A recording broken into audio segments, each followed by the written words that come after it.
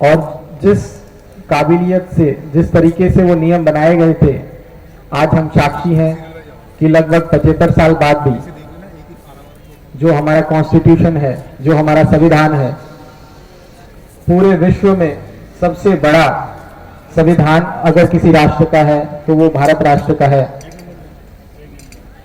हमारे साथ अनेक राष्ट्र स्वतंत्र हुए, पर आज हम देखते हैं हमारे आसपास के जो राष्ट्र हैं उनमें बहुत सारी दिक्कतें हैं, परेशानियां हैं।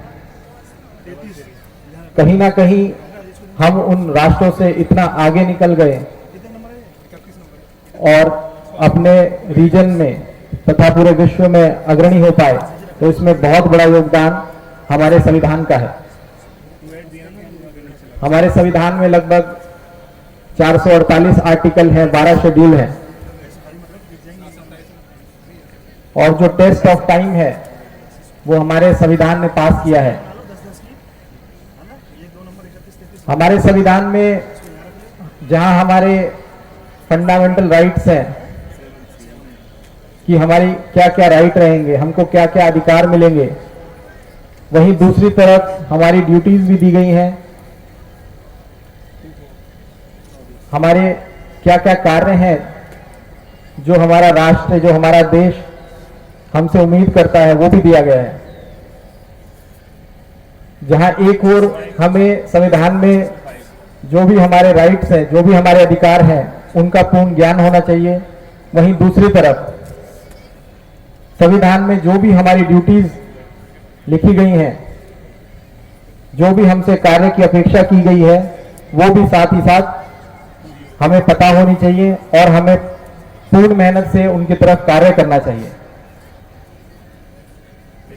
चाहे वो आसपास सफाई रखना हो, चाहे हमारे साथी बंधु जितने भी हैं उनके साथ सौहार्द में रहना हो,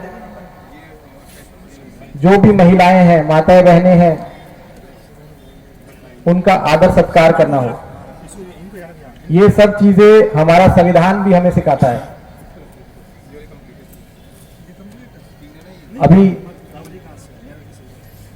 कुछ ही दिनों पहले हमारे यहाँ पर विकसित भारत संकल्प यात्रा, जो माननीय प्रधानमंत्री महोदय तथा माननीय मुख्यमंत्री महोदय द्वारा निर्देश दिए गए थे, वो यात्रा हमारे पूर्ण हुई है। तथा उसके द्वारा भी हमें जो नया राष्ट्र बनाना है, जो विकसित भारत बनाना है, जो भारत हर क्षेत्र में अग्रणी हो 2047 तक, उसे भी हमने सभी ने गांव में, शहरों में उस संकल्प को लिया और ये महसूस किया कि हम लोग मेहनत करके, साथ मिल करके भारत को एक डेवलप्ड कंट्री, एक विकसित देश 2047 तक बना सकते हैं। आज का दिन मेरे हिसाब से हमें फिर से वो मौका देता है कि हम फिर से उस शपथ को, उस प्लेज को नवीनीकरण करें तथा साथ मिलकर के और अपनी व्यक्तिगत रूप से जिम्मेदारी समझते हुए आगे बढ़े। मैं सौभाग्य समझता हूं खुद का भी कि मुझे आज के समारोह में गंगापुर सिटी में आप सभी लोगों के मध्य में रहने का मौका मिला, क्योंकि जैसा कि हम जानते हैं कि गंगापुर सिटी एजुकेशन में, शिक्षा में पूरे राजस्थान में ही नहीं, पूरे भारत में अग्रणी जिलों में से है।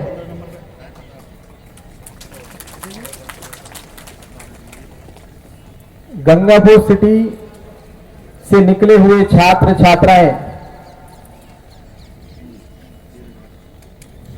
महिलाएं तथा पुरुष, उन्होंने अलग अलग क्षेत्र में, खास करके शिक्षा की बदौलत अपना नाम किया है।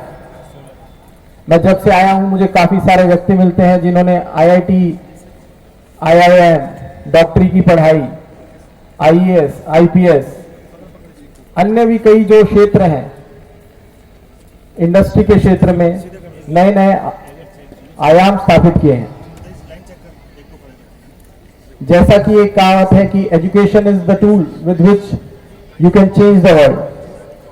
शिक्षा एक ऐसा माध्यम है जिसके साथ आप दुनिया बदल सकते हैं। तो मेरे हिसाब से गंगापुर सिटी अभी ये ऑलरेडी कर रहा है और हम उम्मीद करेंगे कि आगे आने वाले समय में भी गंगापुर सिटी जिला एजुकेशन के क्षेत्र में आगे बढ़े।